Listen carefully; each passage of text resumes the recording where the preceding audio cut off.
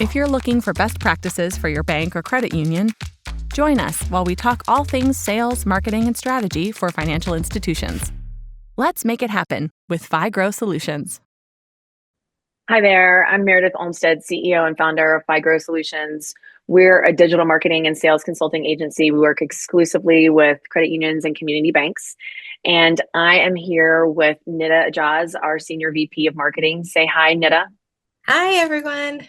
So Nida and I were just talking about a couple of projects that we've been doing last year and then going into this year for several clients around communication plans for online banking conversions. And so Nida was like, she was telling me about some of the work that we've been done. She and a couple of our other internal team members have been working on. She was like, and I was like, why don't we just hit record on this, Nida? Like, it seems like this is kind of becoming like a regular thing for our clients. And she's like, yeah, it makes sense. Let's do a little podcast on this and talk about, okay, what are some of the regular tips and tricks that we're seeing that we're replicating for clients around how to run online banking conversion communication plans, both internally, which a lot of people don't even realize they need an internal communication plan for their online banking conversions, and externally to your members or your customers, so that you don't have, a lot of really upset customers and members. So Nida, let's talk about this. First of all, I guess we should maybe talk about internal, because I would assume if you're communicating with staff, that probably happens first when you're converting your online banking. And this is a big conversion, right? Because this is like how people get to their money, basically. So you're going to have to start talking with your staff first, right? Yeah, actually, this is something we've noticed in the past, is that a lot of times organizations don't even realize they actually put a proper plan with a timeline internally in place. Like, a lot of times we have to come in and kind of remind them, hey, these are some things that you need in place, because internally sometimes it's ignored a little bit, or they say, let's play it as we go. But there are a few points that I want to make that we've seen across the board that projects have improved just by setting a very strong internal communication plan.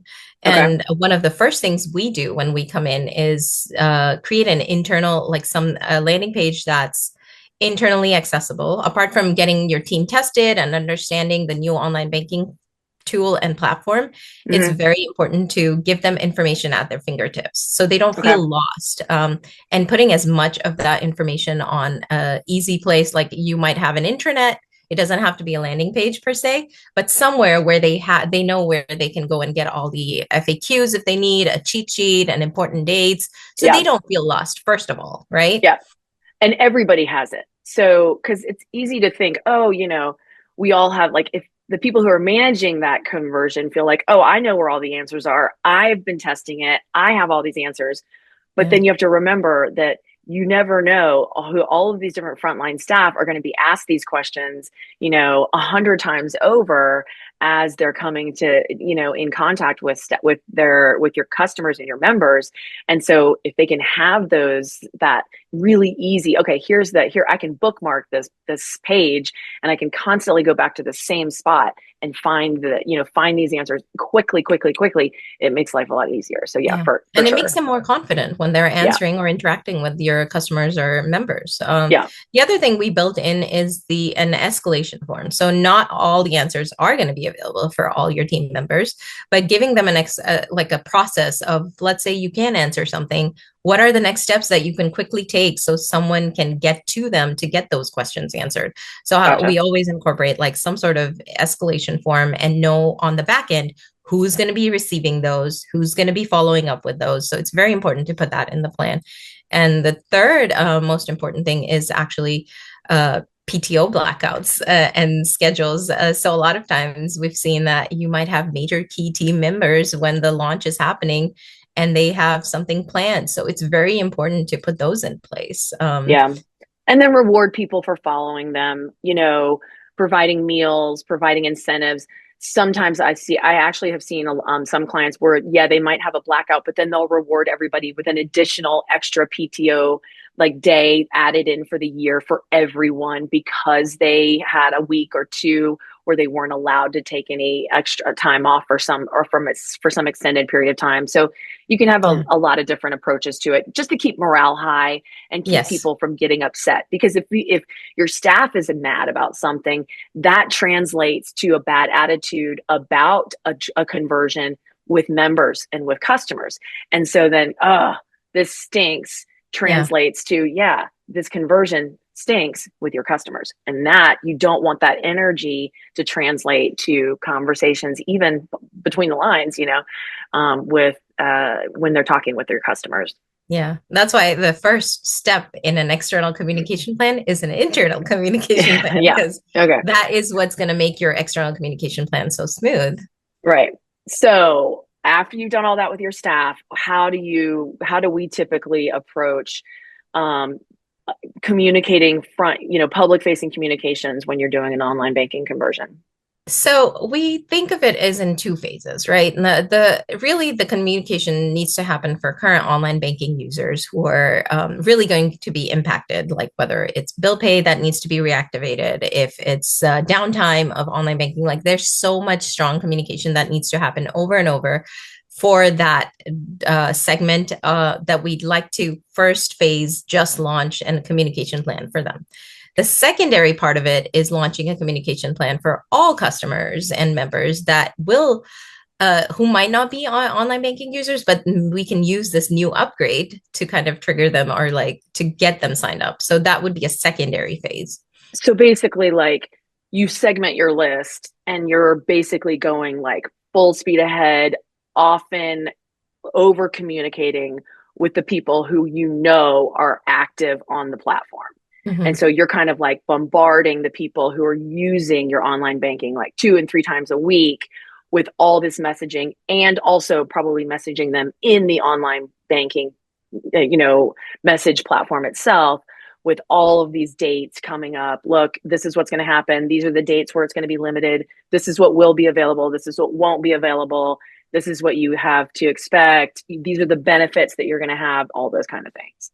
But you don't have to do that with everyone necessarily. The people who aren't on online banking, you can kind of take a little bit of a slower play with them around it. Yeah. So we, up until launch, we don't even talk to them unless they see something on social media or on the homepage banner about the online upgrade. They might probably not even notice, because we want to make sure that the new online banking is launched and then tested, and all the users are settled for us to then go out and recruit more people on the users. But within the online banking users only communication, we like to have a little bit fun. We like to tie in a tagline and really create a custom campaign around the communication, like a tagline that builds excitement even for the users. And then we have a very custom look and feel for that whole thing. Because as you know, with any other marketing, right? Like you have to show that same kind of message in a memorable manner for people to really understand what's going on. They might miss it if you just show it in one unique way. Every single channel looks different. So what we do first is we make a list of all the channels, marketing channels we want to use, whether it's a landing page, homepage banner, all the online, of course, you mentioned the current online banking platform is a huge one, because then you can put notifications there. A lot of people miss out on like just using your current online banking as a marketing tool to put notifications on there. But then SMS, I mean, you could do, because these are notifications for actual users, it's a great way to say, hey, your online banking is going to be down. SMS is a great tool for some communication like that. And then you can incorporate other things too, depending on your budget, whether it's like a direct mail postcard to the online banking users or displaying in-branch displays. So there's first making a list of what all you want to use as a channel is important, and then creating that messaging and then using it across those channels. And we always like to have a landing page to house all the information on the external side too, just so the member or customer feels empowered that if they need more information, they can always click away into. So they can self-help to a frequently asked questions page. It has a clear, like a dates timeline of when things are going to be happening, what's going to be up, what's going to be down. It's really important to do that too, so that you have all those dates really clear, so that they don't feel like they have to inundate your call center or your branches with lots of phone calls. You're going to get some anyway, but the more you can put out there, the more information you can make clear and put on your digital channels, the less phone calls you're going to get. So you can put those dates as many places as you can. We like to put those dates very clearly on social media over and over again, especially the closer you get and those kinds of things. And then having that landing page that's very clear and updated. Yeah. And the last thing I would mention is incorporating surprise and delight elements to make the process more pleasant for your members and customers, just like you are to build morale internally. I mean, it is a little bit of a problem when you have to reset your online bill pay and things like that. So incorporating some sort of surprise and delight for the customers goes a long way for sure. Yeah.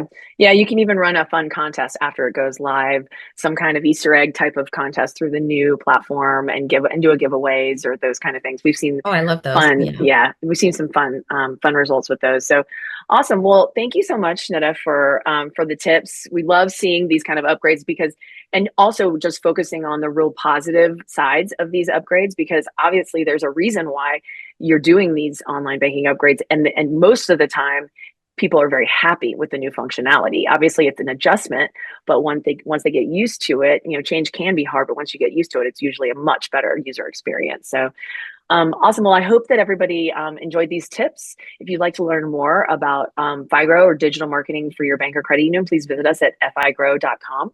And otherwise, let's just all get out there and make it happen.